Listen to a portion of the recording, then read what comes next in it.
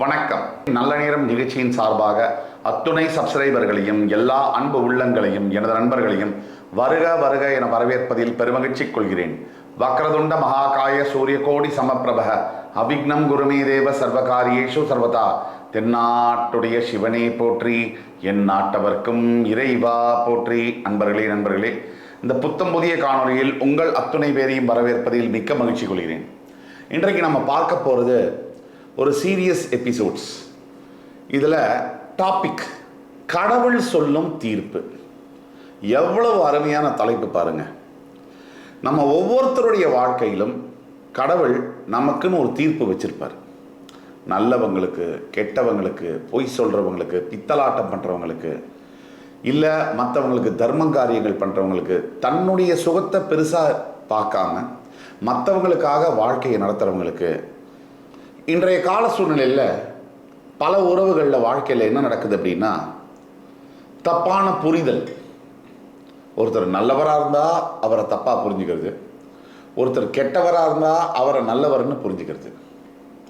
இதனால் வரக்கூடிய விளைவுகள், கான்சிக்வன்சஸ், அந்த பிரச்சனைகள், இதை தாங்க முடியாத மனம், துரோகம், ஏமாற்றம், இதை தாங்கிக் கொள்ள முடியாத மனம், இதனால் வரக்கூடிய பிரச்சனைகள்.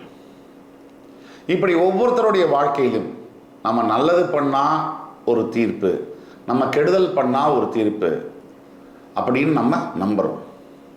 ஆனால் இதெல்லாம் தவிர்த்து பெருவாரியான மக்களுடைய மனசில் இருக்கிறது என்ன அப்படின்னா, நான் எந்த தப்பும் பண்ணலை, நான் ஒரு தப்பும் பண்ணலை, எனக்கு ஏன் இவ்வளவு கஷ்டம், நான் யாரையும் ஏமாத்தலை, எனக்கு ஏன் இவ்வளவு பிரச்சனைகள் வாழ்க்கையில், இவ்வளவு காயங்கள், வடுக்கள், நான் எந்த ஒரு மனிதருக்கும் தீங்கு செய்யவே இல்லை, ஆனால் நான் எல்லாத்தையும் கோத்ரூ பண்ணுறேன், என்னை விட்டு எல்லாரும் பிரிஞ்சு போயிட்டாங்க, நான் தனியாக கஷ்டப்படுறேன், இல்லை எனக்கு துரோகம் பண்ணிட்டாங்க, இல்லை பணத்தை இழந்து கடன் சுமையால் மற்றவங்களுக்கு உதவி செய்ய போய் நான் நடு தெருவில் நிற்கிறேன், வாழ்க்கையவே தொலைச்சிட்டேன், ஒரு நண்பனுக்காக, ஒரு உறவினருக்காக, கூட பிறந்த சகோதர சகோதரிக்காக நான் செய்ய போய் என்னுடைய வாழ்க்கையே முடிஞ்சு போச்சு.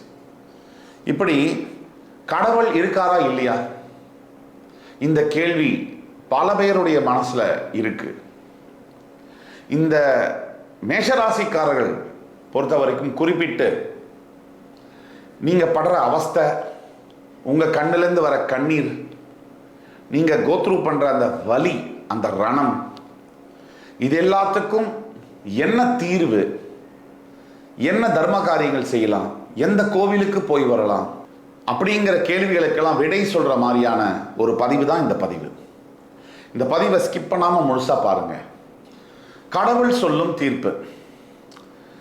இந்த வீடியோ உங்களுக்கு எவ்வளவு கஷ்டங்கள் வருது, எனக்கு ஏன், இந்த மேஷராசிக்காரர்கள் தன்னையே தான் கேட்டுக்கொள்வது, எனக்கு ஏன் இவ்வளவு கஷ்டம் வருது, பண கஷ்டம், திருமண கஷ்டம், தடைகள், தாமதங்கள், கடன் தொல்லை, ஆரோக்கியம் பிரச்சனைகள், குழந்தை பாக்கியம் இல்லாத கொடுமை, குழந்தைகள் இருந்து அந்த குழந்தைகளை பார்க்க முடியாத ஒரு கொடுமை, கணவன் மனைவி பிரிவு, இப்படி பல கஷ்டங்கள். இதெல்லாம் ஏன் உங்களை துரத்துது? இந்த கஷ்டங்கள், நான் நல்லது தானே செஞ்சேன், ஆனால் எனக்கு ஏன் இப்படி ஒரு வாழ்க்கை? இந்த கேள்விகளுக்கான பதில் என்ன? அதாவது மேஷராசிக்காரர்கள் என்ன செய்யணும், எந்த கோவிலுக்கு போய் வரணும், எந்த தர்ம காரியங்கள் செய்தால் இந்த கஷ்டங்கள்லேருந்து வெளில வர முடியும், அது தவிர எதிர்காலத்தில் நம்மளை பாதுகாத்து கொள்ள இந்த மாதிரி பிரச்சனைகள்லாம் திருப்பி வராமல் இருக்கிறதுக்கு நான் என்ன செய்யணும்? இந்த கேள்விகளுக்கான விடை தரக்கூடிய பதில் தான் இந்த வீடியோ. அடுத்த 6 மாத காலங்களுக்கு வேலையில், குழந்தை பாக்கியத்தில், திருமண யோகத்தில், பண கஷ்டங்களில், எல்லா விதமான பிரச்சனைகளிலும் எந்த மாதிரியான பலன்களை எதிர்பார்க்கலாம், அதே மாதிரி ஈவன் அரசியல் துறையில் இருக்கிறவங்களுக்கு கூட என்ன தீர்ப்பை எதிர்பார்க்கலாம் அப்படிங்கிற கேள்விகளுக்கான பதிலும், இதையெல்லாம் பற்றி ரொம்ப தெளிவாக, ரொம்ப கூர்மையாக, ஆழமாக பார்க்க போகிறோம். இந்த வீடியோவை ஃபுல்லாக ஸ்கிப் பண்ணாமல் பாருங்கள். இன்று முதல் கடவுள் சொல்லும் தீர்ப்பு என்ன? மேஷராசியிலிருந்து தொடக்கம். மேஷராசியை பொறுத்த வரைக்கும் அக்னி தத்துவத்தை அடிப்படையாக கொண்ட ஒரு ராசி. கடந்த சில காலமாக அளவுக்கு அதிகமான மன உளைச்சல்ல நொந்து போயிருக்கிற மேஷராசி அன்பர்களுக்கு அடிப்படையில் எதையும் துணிச்சலாக எதிர்கொள்ளக்கூடிய இந்த ராசி கடந்த சில மாதங்களாக மனதளவில் ரொம்ப ஒட்டஞ்சு போயிருக்காங்க. அதற்கான காரணங்கள் என்ன? அந்த காரணங்களில் முதல்ல வருவது பண கஷ்டம். எவ்வளவோ சம்பாதிக்கிறேன், கை நிறைய சம்பாதிக்கிறேன், ஆனால் எப்படி செலவு வருதுன்னு தெரியல. சம்பாதிச்சு வீட்டுக்கு கொண்டு வர காசு அப்படி மாயம், காத்துல கற்பூரம் கரைகிற மாதிரி கரையுது. இதெல்லாம் ஏன் நடக்குது? அதாவது வரவு வருது, அதை விட வேகமாக செலவு இருக்கு. அதே மாதிரி அளவுக்கு மிஞ்சிய செலவு, கையில் காசு தங்காத நிலை, இதெல்லாம் ஏன் ஏற்படுது? எல்லாத்தோட ரொம்ப முக்கியம், நாளைக்கு என்ன பண்ண போகிறோம் அப்படிங்கிற மன பயம் இருக்கு இல்லையா? அது மேஷராசிக்காரர்களை துண்டு துண்டாக நறுக்கிட்டு இருக்கு. இரண்டாவதாக திருமணம் சம்பந்தப்பட்ட வாழ்க்கையில் தடை, குடும்பத்தில் வரக்கூடிய பிரச்சனைகள். இப்போது என் வயசில் இருக்கக்கூடிய மற்ற பல ஃப்ரெண்ட்ஸுக்கு திருமணம் ஆயிடுச்சு, எனக்கு இன்னும் திருமணம் ஆகலை. போகிறவன் வரவெல்லாம் கேட்குறான், என்னப்பா கல்யாணம் ஆயிடுச்சா, என்னப்பா ஆச்சு, பொண்ணு பார்க்குறியா, மாப்பிள்ளை பார்க்குறியா கேட்டுகிட்டே இருக்கான். ஆனால் எனக்கு இன்னும் திருமணம் நிச்சயம் பண்ண பாடாவே இல்லை. நடக்கிறதெல்லாம் அடுத்தது. பொண்ணு யார் மாப்பிள்ளை யாருன்னு கூட தெரியல. சுத்த விடுது. அழகு இருக்குது, படிப்பு இருக்குது, பணம் இருக்குது, நல்ல வேலையும் இருக்குது, கல்யாணம் மட்டும் நடக்க மாட்டேங்குது. இப்படி சொல்லி கதறக்கூடிய 90s கிட்ஸ் ஆகட்டும், 2K கிட்ஸ் ஆகட்டும், ஏன் ஜென்சி கிட்ஸ் ஆகட்டும், பல பேர் இருக்காங்க. மூன்றாவதாக குழந்தை பாக்கியம். சொந்தக்காரங்களாகட்டும், நண்பர்களாகட்டும், கல்யாணமாகி அவன் 2 குழந்தையை பெற்று ஸ்கூல்லையே சேர்த்துட்டான். நமக்கு இன்னும் குழந்தை பிறந்த பாக்கியமே இல்லை.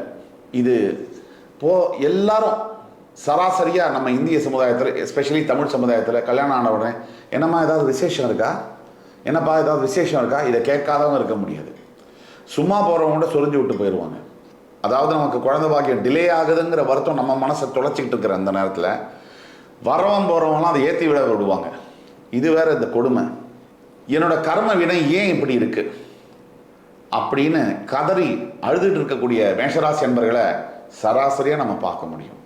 நீங்கள் யார் யாருக்கெல்லாம் ஓடி போய் நீங்களே சிரமப்படுத்திக்கிட்டு, தன்னை சிரமப்படுத்திக்கிட்டு மற்றவங்களுக்கு நல்லது பண்ணுறீங்க, அப்படி மற்றவங்களுக்காக நிறைய விஷயத்தை சாக்ரிஃபைஸ் பண்ணி இழந்து நிம்மதி, தூக்கம், பொருள், ஆரோக்கியம் எல்லாத்தையும் இழந்து நல்லது பண்ணி, ஆனால் அவங்களே உங்கள் முதுகு பின்னாடி குத்துறாங்கன்னு சொன்னால் அந்த வலி தாங்க முடியாமல் துடித்து கொண்டு இருக்கக்கூடிய மேஷராசி அன்பர்கள் லட்சக்கணக்கில் இருக்கிறார்கள். குறைந்தபட்சம் ஒருத்தருக்கு நல்லது பண்ணுறோன்னா அவங்க நமக்கு திருப்பி நல்லது பண்ணலைனாலும் பரவாயில்ல, துரோகமும் வஞ்சமும் அவங்களே நமக்கு பண்ணால் அது கொடுக்கக்கூடிய வலி ரொம்ப ஆழமான ஒரு விஷயம். அதே மாதிரி உத்தியோகஸ்தர்கள், வேலை செய்யக்கூடியவர்கள் இரவு பகல் பார்க்காம உழைக்கிறீங்க. ஆனால் நீங்கள் உழைச்சி உங்களுக்கு ஒரு பேர் புகழெல்லாம் இல்லைன்னா கூட பரவாயில்ல, உங்களை அவசொல் சொல்லி அவமரியாதைப்படுத்துறதும், அதுக்கும் மேலே ஒரு பதவி உயர்வோ இல்லை சம்பள உயர்வோ கூட கொடுக்காம முதுகுக்கு பின்னாடி உங்களை பற்றி தவறாக பேசுகிறதும், ஆஃபீஸில் இந்த பேக் ஸ்டாப்பிங், காசிப்பிங், இது மூலிமா உங்களை அணுவணுவாக சித்திரவதை பண்ணுறதும், ஹியூமிலியேட் பண்ணுறது, அவமானப்படுத்துறதும் நடந்துட்டுருக்குது. இதுவும் உங்கள் மனசில் நமக்கு ஏன் இந்த அநீதி அப்படிங்கிற கேள்வியும் உங்கள் மனசை தொலைச்சி எடுக்குது. இதுக்கான பதிலும் தெரில. என்ன செய்தால் நல்லது எனக்கு நடக்கும்? அதாவது ரெமிடிஸ் பற்றி பேச போயிடலாம். அதை பற்றி பேச போகும்போது மேஷராசிக்கான முதல் விஷயம் என்ன செய்யணும் அப்படின்னா முருகன் வழிபாடு. ராசி செவ்வாயினுடைய அதிபதி முருகன். அறுபடை வீடுகளில் போய் நீங்கள் தரிசனம் பண்ணக்கூடியது இன்றைக்கி நீங்கள் பார்க்கக்கூடிய அவ்வளவு வேதனைகளுக்கும் அத்துணை பிரச்சனைகளுக்கும் உங்களுக்கு உறுதுணையாக இருந்து அந்த பிரச்சனைகள்லேருந்து உங்களை வேல் மயில் துணை அப்படின்னு சொல்லுவாங்க. வேலும் மயிலும் துணை, யாமிருக்க பயமேன் என்று சொல்லக்கூடிய உங்கள் ராசியினுடைய தெய்வமான முருகனை வழிபட வழிபட அறுபடை வீடுகள் முடிஞ்சால் நீங்கள் போயிட்டு வந்தீங்கன்னா அவ்வளவு நல்லது முடியும். அதே மாதிரி திருமண தடை இருக்கக்கூடிய மேஷராசி அன்பர்கள், இந்த திருமண தடை நீங்கள் கணவன் மனைவி பிரச்சனைகள் சரியாக ஒவ்வொரு வெள்ளிக்கிழமை தோறும் துர்க்கை அம்மனுக்கு அருகாமையில் இருக்கக்கூடிய அம்மன் கோவிலில் துர்க்கை அம்மனை வேண்டிக்கிட்டு எலும்பிச்சம்பழத்தில் விளக்கேற்றி நீங்கள் வழிபட்டு வரணும். கடவுள் என்ன செய்ய போகிறார், அடுத்த 6 மாத காலத்துக்கு கடவுளுடைய தீர்ப்பு என்ன, 6 மாதம் முதல் 1 வருஷத்துக்கு இப்போ தான் நம்ம வந்து வீடியோவோட முக்கியமான கட்டத்துக்கே வந்திருக்கோம். அடுத்த 6 மாத காலத்தில் உங்கள் வாழ்க்கையில் என்ன நடக்கப் போகுது அப்படிங்கிறத புட்டு வச்சிடலாம் வாங்க. உங்கள் வாழ்க்கையில் மற்றும் மனநிலைமையில் நிறைய துன்பங்களையும் துயரங்களையும் அனுபவிச்சுட்டு வந்த நீங்கள் இந்த காலகட்டத்தில் மிகப்பெரிய சேஞ்சுக்குள்ளே போக போகிறீங்க. பாசிட்டிவான சேஞ்ச். அடுத்த 6 months to 1 yearக்குள்ளே உங்கள் வாழ்க்கையில் மனசில் இருந்த அழுத்தம், மனசில் இருந்த வெளியில் சொல்ல முடியாத காயங்கள், ரணங்கள் அதெல்லாம் ஹீலாக போகுது. அதே மாதிரி மனம் வந்து ஒரு புத்துணர்ச்சி பெற்று நல்ல ஒரு தெம்பா, தைரியமாக எதையுமே எதிர்கொள்ளக்கூடிய தைரியமும், மீண்டும் உங்களோட பிறவி ஆற்றலான மனதிடமும் தைரியமும் உங்களை வந்து சேரும். அடுத்தபடியாக ஆரோக்கியம். சொல்ல முடியாத அளவுக்கு இந்த ஆரோக்கியத்தினால பணம், மரியாதை, மதிப்பு, வேலையெல்லாம் இழந்து பல மேஷராசி அன்பர்களில் ஆரோக்கிய பிரச்சனைகள்னால நிம்மதி இல்லாத வாழ்க்கை, இந்த கிரானிக் பெயின் அப்படின்னு சொல்லுவாங்க. இந்த கிரானிக் பெயின் என்ன பண்ணுன்னா மிகப்பெரிய மென்டல் ஸ்ட்ரெஸ்ஸை ஏற்படுத்தும், சைக்கலாஜிக்கலாக டிப்ரெஷனை தரும். உடம்புல எந்த பகுதியிலையாவது அடிக்கடி வலியோ பிரச்சனையோ வந்துக்கிட்டே இருந்துச்சுன்னு சொன்னால் அது மிகப்பெரிய மன உளைச்சலை தரும். இதுதான் சைக்காலஜி, மனோ தத்துவ அடிப்படையிலும் இதை தான் சொல்கிறாங்க. ஆக உடல் உபாதைகள் மூலியமாக நீங்கள் செலவு செய்யக்கூடிய விஷயங்கள்லாம் கம்மியாகும். திருமணம் மற்றும் குழந்தை பாக்கியம். இந்த திருமணம் அப்படிங்கிறது ரொம்ப ரொம்ப முக்கியங்க. எந்த ஒரு ஆணுக்கும் சரி பெண்ணுக்கும் சரி நல்ல வாழ்க்கை துணை அமைஞ்சிட்டா அந்த வாழ்க்கை வரும். அதுவே நல்ல வாழ்க்கை துணை அமையலைன்னா வாழ்க்கை வந்து ஒரு விஷம்தான், தினமும் விஷம் குடிக்கிற மாதிரி. இது நாள் வரைக்கும் திருமணமே நடக்கலை, தடைபட்டு போகுது. இப்போ நம்ம சொன்ன மாதிரி எல்லாருக்கும் நடக்குது. என்னை சுற்றி இருக்கிறவங்க அத்தனை பேருக்கும் திருமணம் ஆயிடுச்சு. எனக்கு எல்லா தகுதியும் இருந்தும் திருமணம் நடக்கலை. அந்த பிரச்சனைகள் முடிவுக்கு வரப்போகுது. நல்ல மணமகன், நல்ல மணமகள் வரப்போகிறாங்க. மற்றும் திருமணத்திலேருந்து ஏற்கனவே திருமணமாகி பிரிந்திருக்கக்கூடிய கணவன் மனைவிகளுக்கு இடையே இருக்கக்கூடிய பிரச்சனைகள்லாம் மாறப்போகுது. அதாவது இந்த கருத்து வேறுபாடு அப்படிங்கிறது தொடர்ந்து வந்துட்டே இருக்கு, எந்த சூழ்நிலையிலையும் வரும். எல்லாரும் என்னை கேட்பாங்க, நான் கல்யாணம் ஆகி 15 வருஷம் ஆகுது, நல்லா தான் இருக்கேன்னு. கல்யாணம் ஆகி 15 வருஷம் இல்லை, 20 வருஷம் ஆனாலும் 25 வருஷம் ஆனாலும், ஏன் 65 வருஷம் ஆனால் கூட அவங்களுக்குள்ள கூட பிரச்சனை வந்து கோர்ட்டுக்கு போகிற கேஸ்லாம் இருக்காங்க. திருமண வாழ்க்கை அப்படிங்கிறது டெய்லி கண்டக்ட் பண்ண வேண்டிய ஒரு ரிலேஷன்ஷிப். டெய்லி மனைவியை வந்து மரியாதை கொடுத்து பேசுறதும், அன்பாக பேசுறதும், கணவன் கிட்ட வந்து புரிஞ்சு நடந்துக்கிறதும். இப்போ சமீபத்தில் ஒரு மிகப்பெரிய நடிகர் கூட பேட்டி கொடுத்தாரு, நீங்கள் பார்த்துருப்பீங்க. எவ்வளவு மன அழுத்தம், மன வருத்தம் அவருக்கு இருந்திருந்தா அவர் பேசும்போது அவருடைய கண்ணு, அவருடைய முகம், அந்த வலி வந்து நமக்கு தெரியுது. இது ஒரு ஆணுடைய வலி, ஒரு ஆணின், ஒரு தகப்பனின் வலி. குழந்தைங்க அப்படின்னு சொல்லும் போதே வலிக்குது. அப்போ சமுதாயத்தில் இந்த காலகட்டத்தில் பெரும்பாலும் பேசப்படாத, பேச வேண்டிய ஒரு வலி என்பது ஒரு ஆணினுடைய வலி. பெண்ணினுடைய வலி என்பது பேசப்பட்டது, பேசி கொண்டிருக்கிறோம். ஆனால் ஒரு ஆணினுடைய வலி, தகப்பனுடைய வலி என்பது பேசப்படாத ஒன்றாகவே இருக்கு. 2 மாதம் குடும்பத்துக்கு ஒருத்தன் சம்பாதிச்சு கொடுக்கலன்னு சொன்னால் முடிஞ்சு அவன் கதை. அப்படிப்பட்ட நிலைமையில தான் எல்லா ஆண்களும் வாழ்கிறாங்க. எந்த நிலையிலுமே மனைவி தன்னை விட்டு போயிடுவாங்களோன்ற பயத்தோடு தான் பல கணவன்மார்கள் வாழ்ந்து கொண்டிருக்கிறார்கள். எங்கள் குழந்தையை பிரிஞ்சிருவோமோ அப்படின்னு சொல்லி அவங்க போடுற அத்தனை கண்டிஷன்ஸ்க்கும் ஒரு அடிமையை போல ஒத்துக்கொண்டு வாழக்கூடிய கணவன்கள் தான் அதிகமாக இந்த சமுதாயத்தில் இருக்காங்க. ஒன்று அதை வெளியில் காமிச்சிட்டு அழுதுட்டு இருக்கான், இல்லை சொல்லாமே அப்படியே சமாளிச்சுட்டு தனக்குள்ளேயே வச்சுட்டு போகிறான். இதுதான் நடக்குது. எந்த ஒரு மனைவியுமே 95% மனைவிகள் கணவனை ஸ்பேர் பண்ணுறதே கிடையாது. இதுதான் உண்மை. ஆக இந்த மாதிரியான அமைப்புகளில் வாழக்கூடிய மேஷராசி என்பர்கள் இந்த திருமண பிரச்சனைகள்லேருந்து ஒரு மாற்றத்தை தன் மனைவியினிடையே, ஒரு மாற்றத்தை கணவரிடையே பார்க்க முடியும். அதே மாதிரி குழந்தை பாக்கியம் இல்லாத மேஷராசி என்பர்களுக்கு இந்த 2ஆம் பாகம் 2026 முதல் கிட்டத்தட்ட ஜூலை மாதத்திலிருந்து குழந்தை பிறப்பு சம்பந்தப்பட்ட நல்ல செய்திகள் உங்களை தேடி வந்து சேரும். முக்கியமாக இந்த மாங்கல்ய பாக்கியம் இல்லைன்னு அழக்கூடிய மேஷராசி என்பவர்களுக்கு, திருமணம் ஆன சுமங்கலிகளுக்கு தாலி சரடு, மஞ்ச கயிறில் தாலி சரடு மற்றும் முகம் பார்க்கக்கூடிய கண்ணாடியை தானமாக கொடுக்க உங்களுக்கு அந்த கஷ்டங்கள் நிவர்த்தி ஆகும். அதே மாதிரி வேலையில் வந்து மேஷராசி என்பவர்களை யாரெல்லாம் உங்களை கேவலமாக பேசினாங்க, யாரெல்லாம் உங்களை அசிங்கப்படுத்தினாங்க, யாரெல்லாம் உங்களை உதாசீனப்படுத்தினாங்க, யார் யாரெல்லாம் உங்களை ரொம்ப மோசமாக நடத்தினாங்க ஆஃபீஸில், அவங்களுக்கெல்லாம் பாடம் கற்பிக்கக்கூடிய நிலைமையில் நீங்கள் வந்து வெகு சீக்கிரம் உட்காருவீங்க இன்னும் 2 மாதத்துக்குள்ளே. அதாவது சரியான பதில் கொடுப்பீங்க. சமீபத்தில் தமிழக முதல்வர் எப்படி ஒரு பதிலை வந்து 75 ஆண்டு காலம் 52 ஆண்டு காலம் ஆண்ட கட்சிகளுக்கு ஒரே பதில் தன் அமைதியின் மூலியமாக, வெற்றியின் மூலியமாக ஊசி எடுத்து சரகன குத்துன மாதிரி கொடுத்தாரோ, அதே மாதிரி நீங்களும் கொடுப்பீங்க. தமிழகம் அவர் பின்னால் நின்றது. அது மாதிரி உங்களுடைய சொந்த பந்தங்கள், நண்பர்கள் உங்கள் பின்னால் நிற்பார்கள். காதல் ஒரு தலை காதலாக இல்லை காதல் 2 தலை காதலாக இருந்தாலுமே அதில் இன்றைக்கெல்லாம் காதலிச்சவனை மாதிரி கஷ்டப்படுறவன் எவனுமே கிடையாது. ஒரு 100 கோடி வச்சிருக்கிறவன், கடன் கொடுத்தவன் கூட இவ்வளோ கஷ்டப்பட மாட்டான். ஆனால் காதலிக்கிறவங்க படுற கஷ்டம்ங்கிறது இன்றைக்கி அப்படிப்பட்ட ஒரு கஷ்டம். நித்திய கண்டம் பூர்ண ஆயுசு. இன்னைக்கு காதல் வந்து இதுதான். காலையில் ஆரம்பிக்கிற காதல் சாயங்காலம் வரைக்கும் தாங்குமா ஐசியூவில், அது தப்பிச்சு வருமா அப்படின்னு நினைக்கக்கூடியவங்க தான் அதிகமாக இருக்காங்க. அந்த மாதிரி இருக்கக்கூடிய மேஷராசிக்காரர்களுடைய காதல் எல்லாம் ஜெயிக்க போகுது. அதே மாதிரி அரசியல், எனக்கு இப்படி ஒரு நிலைமை வருமா அப்படின்னு பின்தங்கிய அரசியல்வாதிகளுக்கும் சரி, எனக்கு இந்த மாதிரி நிலைமை கொடுத்தாரே கடவுள்னு சந்தோஷப்படக்கூடிய அரசியல்வாதிகளுக்கும் சரி,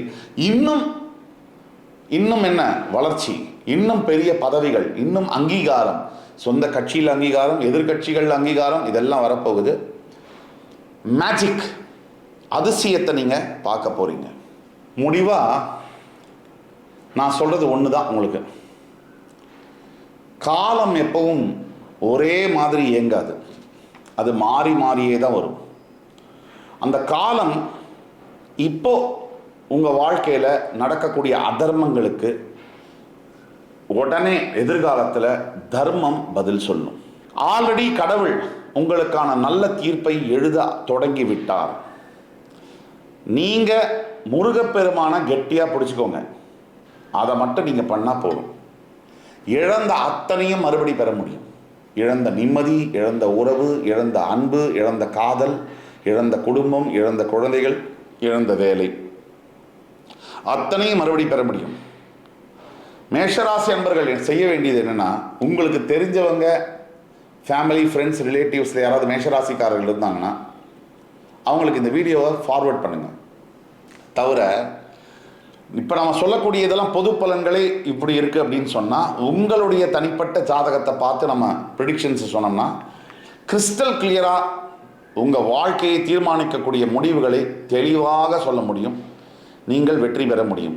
கீழே கொடுக்கக்கூடிய வாட்ஸ்அப் நம்பரில் எங்களை காண்டாக்ட் பண்ணி ஆன்லைன் அப்பாயின்மெண்ட் வாங்கிட்டு வந்தீங்கன்னா, இல்லை நேரில் அப்பாயின்மெண்ட் வாங்கிட்டு வந்தீங்கன்னா உங்களை வந்து சரியான பதிலை சொல்லி உங்களுக்கான லைஃப் ப்ரிடிக்ஷன்ஸை தர முடியும். ஆக மேஷராசி அன்பர்கள், இந்த வீடியோ உங்களுக்கு பிடிச்சிருக்கும்னு நம்புகிறேன். அடுத்து வரும் காணொலியில் மறுபடி வேறொரு சந்தர்ப்பத்தில் உங்களை மறுபடி சந்திக்கும் வரை உங்களிடமிருந்து விடைபெறுவது உங்கள் சுபாஷ் பாலகிருஷ்ணன். நன்றி, வணக்கம், வாழ்க வளமுடன்.